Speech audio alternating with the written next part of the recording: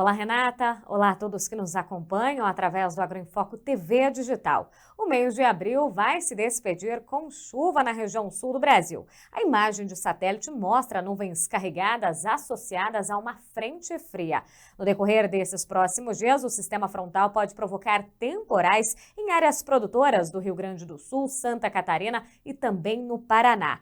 Especialmente em áreas do Rio Grande do Sul, os acumulados devem ser bastante expressivos, isso não só durante esses próximos dias, mas até o início do mês de maio, mais uma frente fria vai se formar, ou seja, até o dia 5 de maio, volumes que podem chegar até a casa dos 80 milímetros no estado gaúcho. E essa chuva persistente, chuva volumosa, com potencial para temporais, continua atrapalhando a colheita da soja no Rio Grande do Sul. Em áreas de Santa Catarina e do Paraná também tem possibilidade de chuva, mas com menores acumulados. E as frentes frias também avançam pelo sul do Brasil, mas logo se afastam em direção ao oceano, ou seja, áreas produtoras no sudeste e no centro-oeste devem receber chuva, mas com acumulados bem menos expressivos. Chuvas isoladas, sem grandes acumulados, na casa de 10, 15 milímetros, e isso não deve mudar muito no segundo período. Quando a gente olha um pouquinho mais para frente, uma tendência é que o tempo mais seco, com pouca chuva, se instale em grande parte do centro-sul do Brasil, sudeste, centro-oeste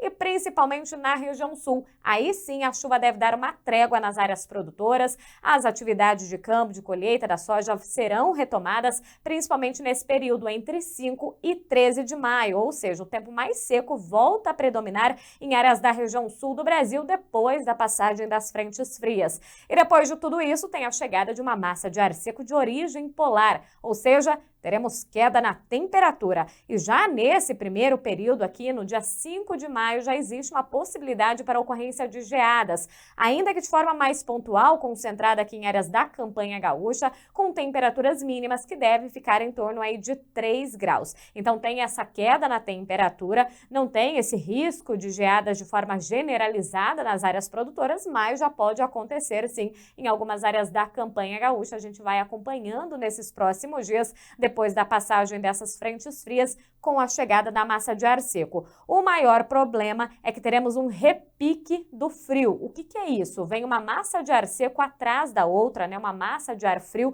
que vem derrubando as temperaturas. E aí o frio vai se tornando mais expressivo e mais abrangente em áreas do centro ou sul do Brasil. E isso já deve acontecer no dia 8 de maio. Então tem o primeiro frio, 5 de maio deve ter geada em áreas da campanha gaúcha e depois uma tendência, isso aqui está em monitoramento ainda, mas existe essa possibilidade para queda acentuada na temperatura desde áreas do noroeste gaúcho até mesmo o sul de São Paulo, ou seja, áreas produtoras no Rio Grande do Sul, em Santa Catarina e boa parte do estado do Paraná tem esse risco aí de registrarem temperaturas abaixo de 3 graus, com um tempo mais seco, sem aquela presença de nebulosidade, sem a presença da chuva, então tem esse frio ganhando intensidade e com potencial para a ocorrência de geadas. O mês de maio promete ser marcado realmente por essas quedas de temperaturas, as ondas de frio que se tornam mais intensas, mais frequentes, então volta a ganhar esse destaque, Agora que a gente começa a monitorar mais o frio,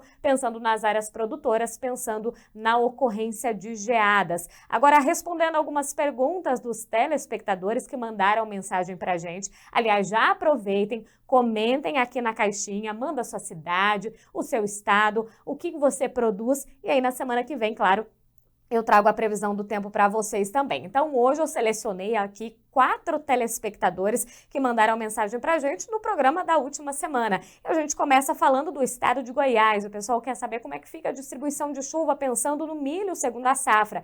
Então, a gente responde aqui. O Ricardo Martins Diniz, de Rio Verde, e depois Belchior Bento, de Itumbiara. Olha só, essas duas cidades com a mesma condição do tempo, pouca chuva nos próximos 15 dias, apenas 5 milímetros, ou seja, de modo geral, é um tempo mais seco que vai predominar com altas temperaturas também, O frio não deve chegar ao estado de Goiás, até tem uma queda de temperatura, ou seja, uma diminuição do calor intenso, mas não tem esse potencial para o frio intenso chegar ao estado de Goiás. Depois a gente vai para o Paraná responder o Rafael Hoffman.